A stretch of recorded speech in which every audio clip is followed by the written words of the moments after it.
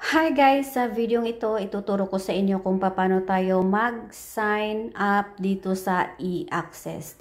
So sa mga bago po, kunin nyo po ang link ng inyong referral. Ito guys, click nyo po yan. So input po natin yung name,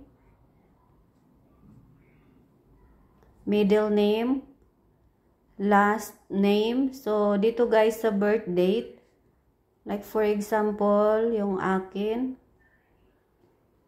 so click lang po natin itong months para makita po natin ang year.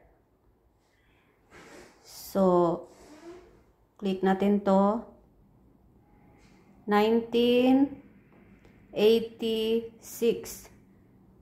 So click. And then, like for example, October. So, click lang natin ito. October 22. Next.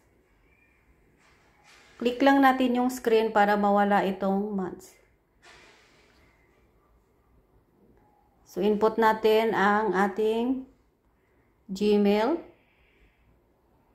Number natin.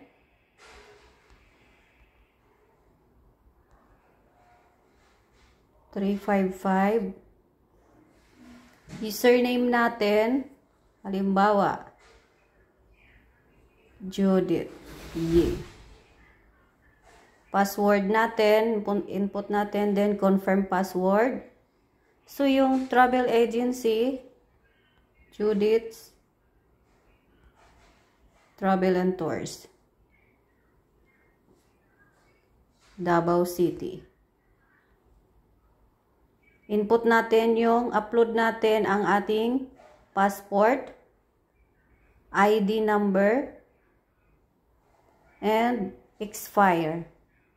So, ganun pa rin guys dito sa expired. Halimbawa, 2030, click ulit natin to. 2030 and then February 1. So, click again ang screen para mawala yung months.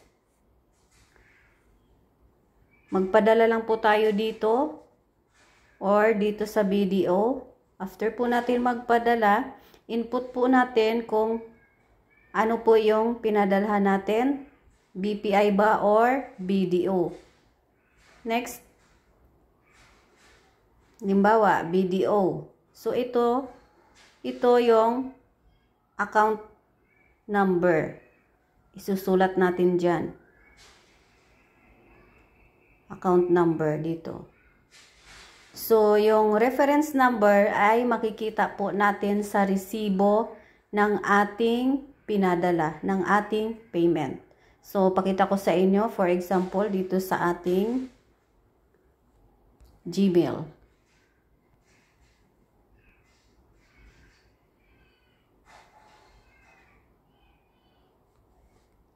So, ito guys, yung padala, reference number, ito. I-screenshot natin yung ating payment, tapos ilagay natin yung reference dito. Upload natin yung payment. Check natin yung I'm not a robot, and then check ang mga details after kung complete na. Kung walang mali, click lang ang register. So, that's all guys. Sana po ay may natutunan kayo sa video ito. And once again, welcome and congratulations to e-access.